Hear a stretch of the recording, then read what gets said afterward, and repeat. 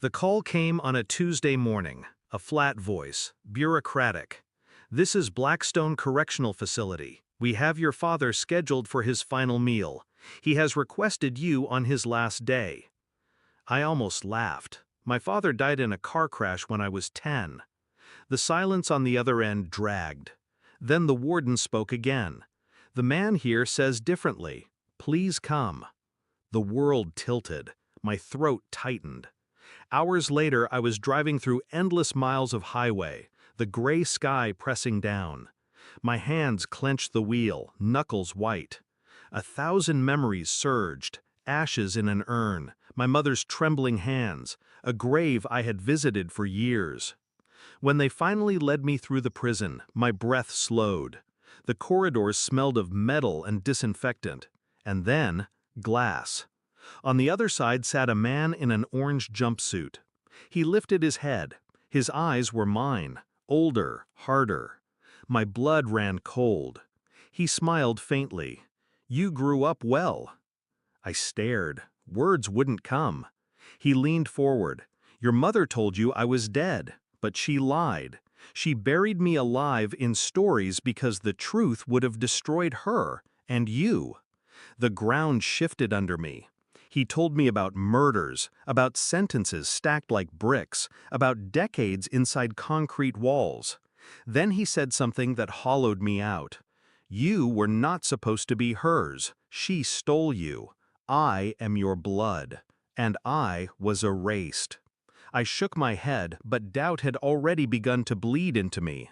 My mother's silences, her aversion to photographs, the way she avoided questions about my father, shutting them down with brittle smiles. The man behind the glass, this stranger who looked like me, was planting seeds. And I hated how easily they found soil. I returned home with his voice echoing. My mother was older now, fragile, yet her eyes still sharp. When I asked about him, she dismissed it. "Prisoners say anything. He's manipulating you." But her hands shook as she poured her tea. That was all I needed. I began to dig. Birth certificates, old hospital records, files tucked away in county offices where no one had looked in decades. The name on my original birth record didn't match hers. DNA tests were next. I sent my own swab to a private lab, then another, taken from her. She never noticed. Nights became endless. I stared at old photographs, the man she had married, the one I buried in my mind. He looked nothing like me, nothing like the reflection in my bathroom mirror. And the prisoner, he did. Each discovery tightened the noose around her silence. The envelope came on a rainy afternoon, thin, final. I opened it slowly. Numbers, percentages, unforgiving truth. The prisoner was my father, not the man in the grave, not the story my mother had spun through my childhood.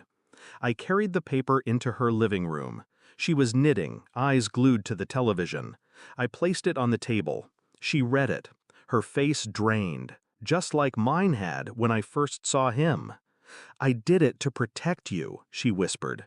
I sat still, every muscle frozen. "From what?" Her voice cracked. "From him.